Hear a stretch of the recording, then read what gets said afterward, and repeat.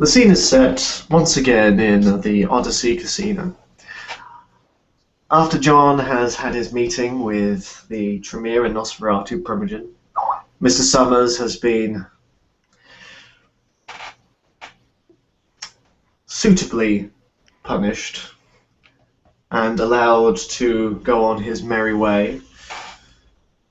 John receives word that another guest is in the lobby, one that he did not expect to see, one Teratius Cole.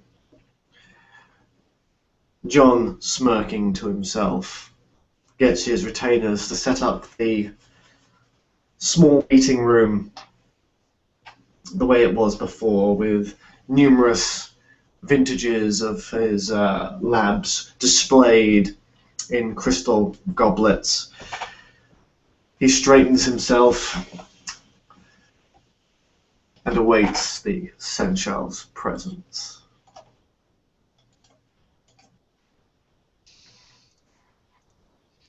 The wait seems far too long as Teratius Cole sits in the lobby, eyeing the video monitor set to mute.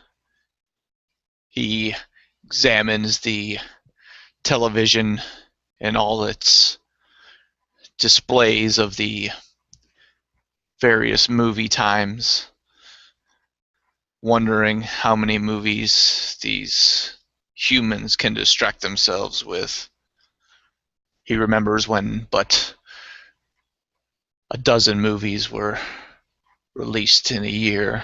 Now it seems the onslaught of entertainment to pacify the sheep has gone out of control. With that, Cole's head rises and he can only imagine one of John Stansoap's servants coming towards him. Thank you for waiting, Mr. Cole. Mr. Stansoap will see you now. Would you follow me, please, sir? He says sardonically. Lead the way. The older ghoul looks Teratius Cole over from his shoes up until his face and then down again, rolling his eyes and turning before swiftly marching through the hordes of kine waiting to see the latest Hollywood blockbuster through the casino proper without a pause towards a small meeting room, one that John often uses. The table is outstretched with crystalline goblets and many vitae bottles. A couple of dominated servants hang within the corners with trays and glasses ready to refill John's. You see the Primogen of the Ventru sitting not as alert, but certainly an air of smugness about him as he swills one of his concoctions in a glass. And he smiles. Mr. Stansoap. Seneschal Cole, please come in.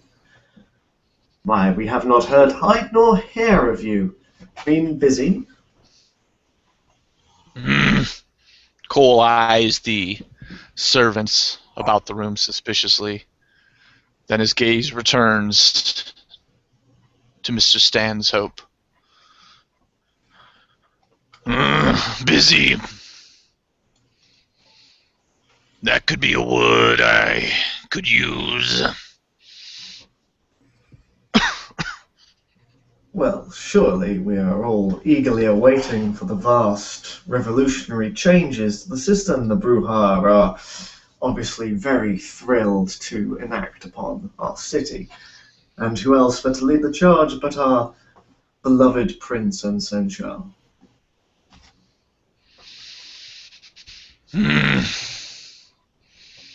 May I sit? Please, there's no formality here, just a social gathering for us older kindred to catch up and to wallow in the news of the city.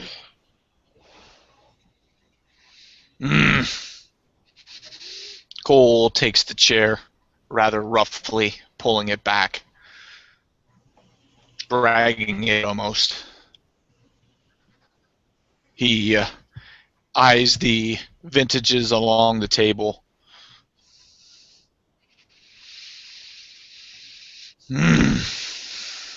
So, what news, Mr. Stanhope?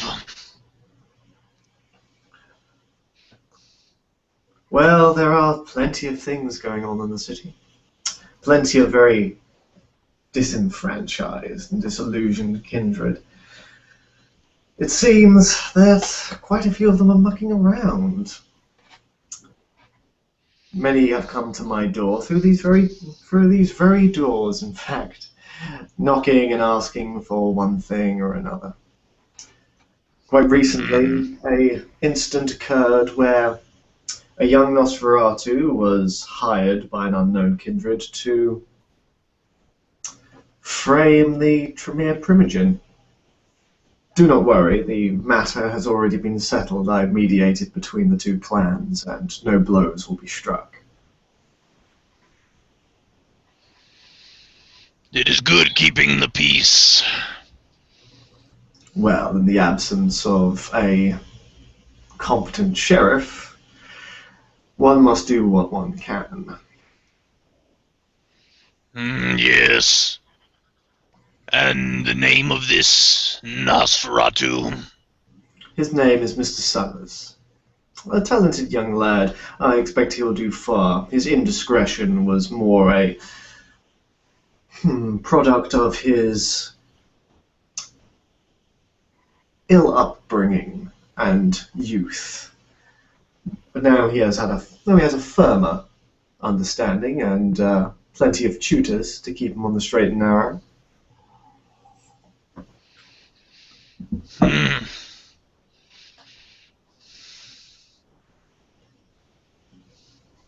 This attack,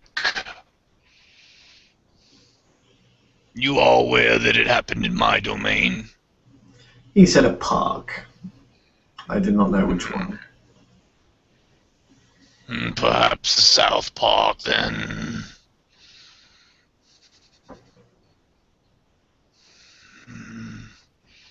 I'm surprised you did not know of it then. I thought the Gangrel were famed for always knowing what's going on in their domain. Mr. Deep especially made quite a point of it when I visited him. Yes, but we cannot be everywhere, as I am sure you would agree, Mr. Stanhope. Of course. No insult was meant. I've just... Well, let's say I'm a little in awe of the Gangrel's ability to always seem to be everywhere. It is always does a kindred favour to err on the side of paranoia when it comes to others. Yes. So is this agreement public knowledge? It will be.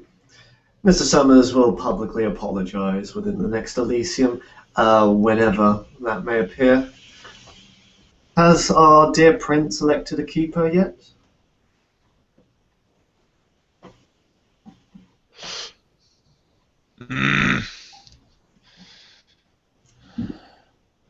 I do not believe so, but it has been several nights since I have spoken with Mr. Eudokia, our prince. A shame then. Well, it will happen eventually. Although I do have a few things that you might want to pass on to our dear prince. The Primogens seem very disgruntled indeed, Mr. Cole, over not only the lack of direction or leadership, but the lack of enforcement. No Elysiums means no outlet for kindred to behave as they would be, which is a tragedy for Nosferatu, who are most angry and disenfranchised, especially when the sheriff shoots one of their number in pure sight of the kine, and for no other reason than he talked back to him.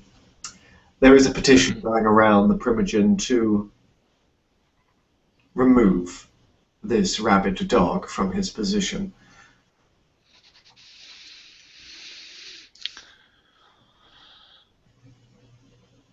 Yes, this Biscotti, the loose cannon, perhaps. What were the numbers on the vote? We have 3 so far, but it is early days. Do you wish to add your name to petition? I do believe you're holding 2 titles at the moment. Is that correct? Yes.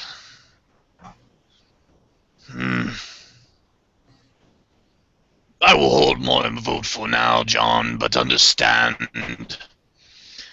the Biscotti incident has left me rather sore. I could see leaning in the direction. You must see which way the prince votes. You don't want to be voting against what Mr. Eudocia wants. And you don't want to be in a habit of changing vote at the last minute, do you?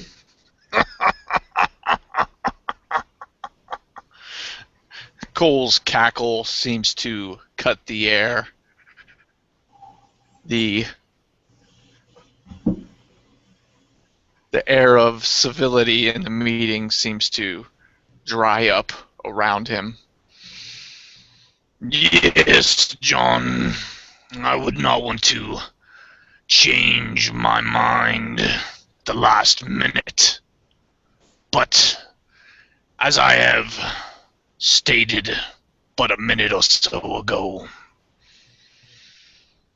I have leanings that another sheriff must take over.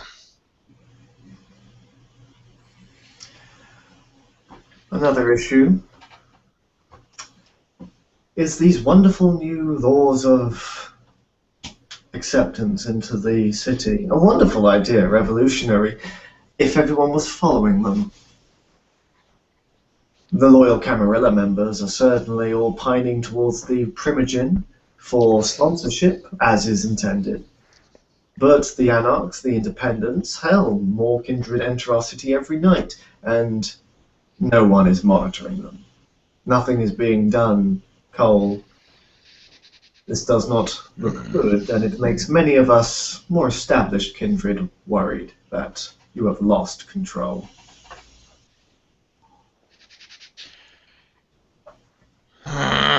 These new kindred in the city, none of them have sought me out. Many know where I spend my time within the park. That is odd, because they seem to be lining at the door of the casino and the Chantry House. What could it be that makes them so intimidated to call upon the sheriff, I wonder? Seneschal, sorry. Apologies. Apology accepted, John. I understand that there are few prospects for this Keeper of Elysium. Do you have someone you are backing? No one as of yet has made themselves known to me.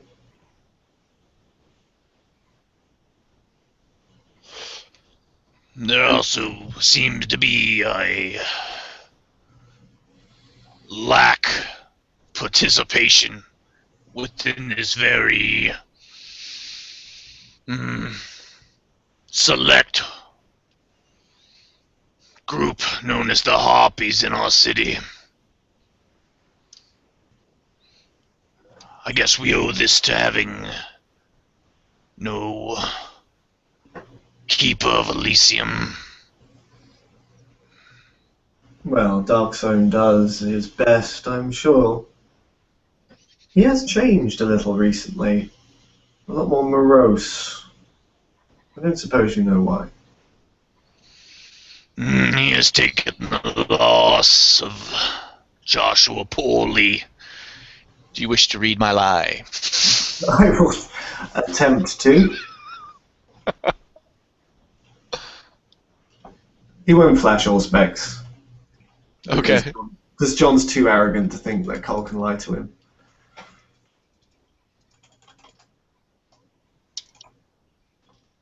Three successes.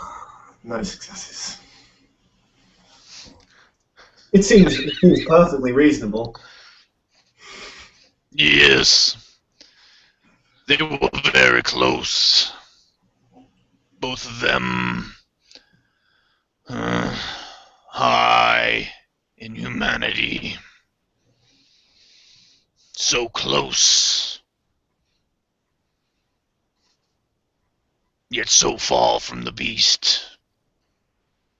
Cole eyes Stansoap, noticing the shrunken appearance of the man before him, the inhumane visage he carries, resembling much of his own. John stares stock still like a statue, not even blinking, like carved porcelain, barely contained rage, bubbling away in that placid surface. Well, it is certainly the purview of those with less responsibilities to pursue the philosophy, while others have to dwell in realism.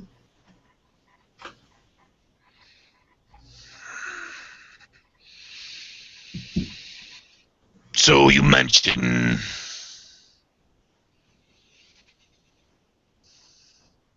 the Tremere, Nosferatu. Any word on our shattered mirror, Mr. O'Connell? Mr. O'Connell is being cared for. This is his joint place of business, after all, with myself. He has entered a fugue state, and very little brings him out of it. We are making sure that he is cared for and fed. Perhaps he will wake up, perhaps he will not. Perhaps he is just simply passing his time before he goes into the deep sleep. Who can say?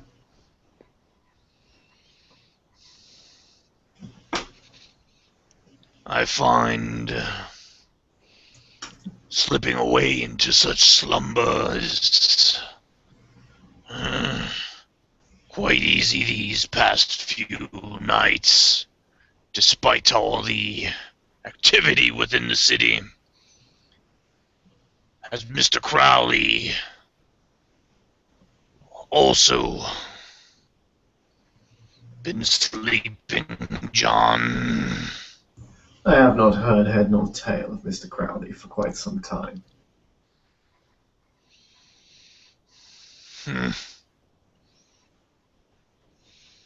Have you met this new Primogen of the Bruja?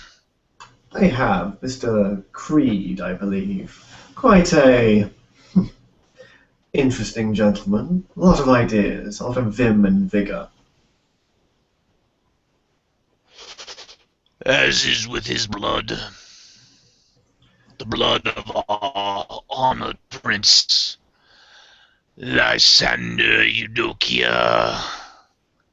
Cole says this, seeing if the prod stings Mr. Stanhope's face. Not so much, but I will roll my subterfuge and manipulation. Haha! 1, 2, 3, 4, 5, 6, You're good. stone.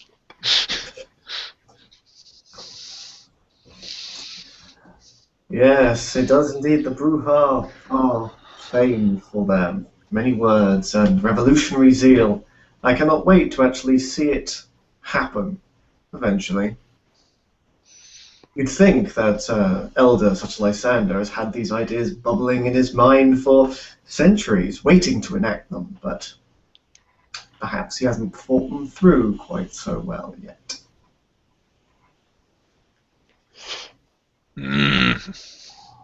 Yes. I believe Lysander, his age, forces him to reconsider. For far too long.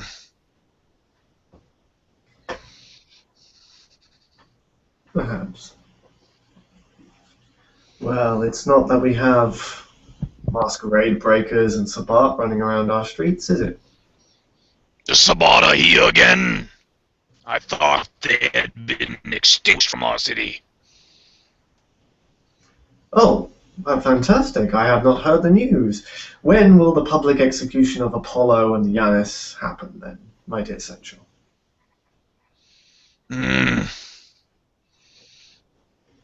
Yanis. He is of the Sabbat. I can only assume so. His predilection for children and breaking the masquerade fits into their MMO. He's certainly not one of us. No. We shall have to arrange such a spectacle for the city to see. I look forward to it. But do not worry yourself, Mr. Cole. I know that the city is always full of activity, but wisdom such as yours carries a heavy price, and I know that all this new, bubbling, constant leaps in technology make you very tired.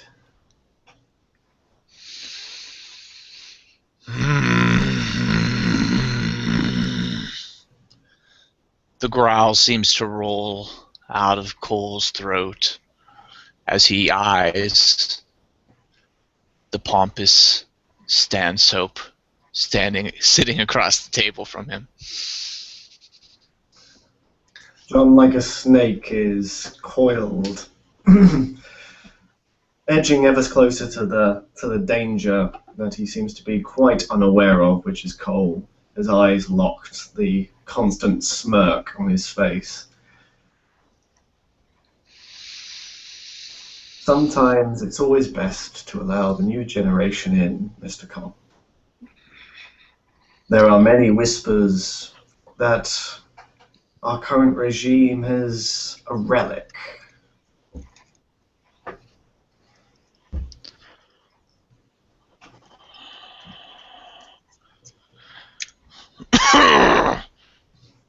A relic, you say?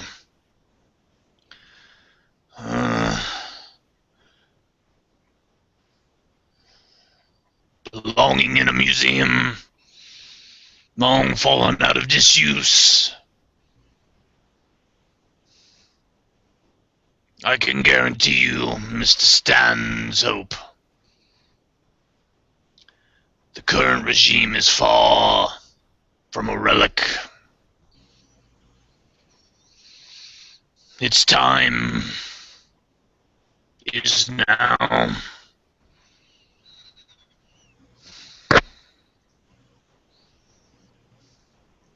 John leans forward. I look forward to seeing it.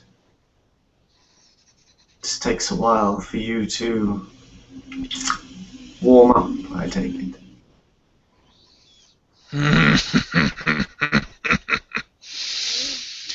I am plenty warm, John. I understand You being a youth and all.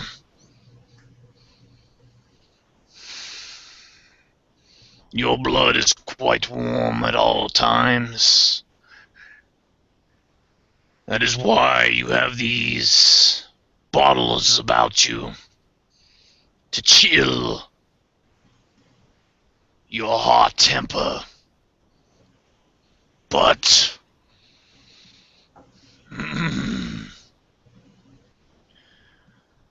you will find there is heat in the blood of both Lysander and I.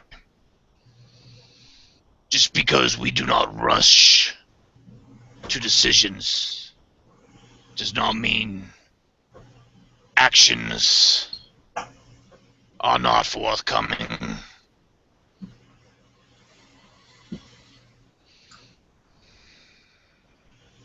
I've heard these words before, Mr. Cole. At a Primogen meeting, at a coronation, in this very room. And I am a futurist. For all my pomposity, Mr. Cole, I believe in a new way of doing things, and I think the Bruja are the way to do it. But at the moment, all we're hearing are words, and words, as we know, are as inconstant as the wind, and as fleeting as ash. Show me action, Mr. Cole, and then we'll see whose blood is warmer. Cole rises from the chair. A visible shudder rushes through his left hand.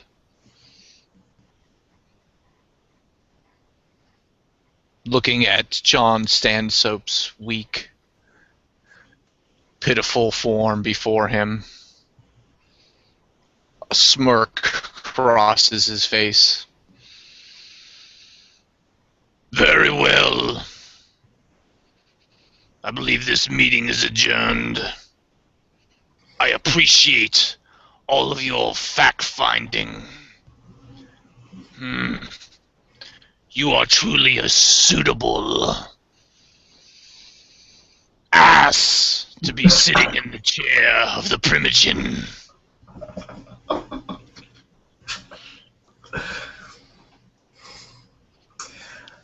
John stands and bows with all the court pomposity that his crippled body can allow him in mock deference. I live to serve the sect and the Camarilla, my seneschal. I hope that my meager efforts will please the prince and yourself, despite the obvious insults towards my clan. We are nothing but loyalists to the Camarilla, and will act as such. Cole nods in agreement. As he begins moving towards the door, he halts for a second. Turning.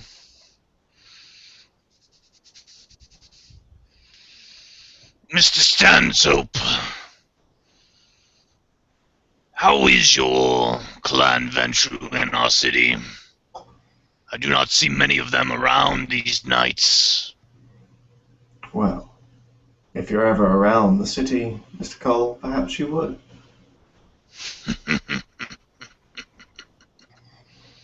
I don't think we socialize in the same areas as you. Cole continues moving towards the door. Slowly he opens the door, shutting it behind him, moving to the theater proper area as John mulls over the interesting conversation. And there, left within his casino, John smiles. His beast licks its paws in satisfaction. It is the ruler of this domain.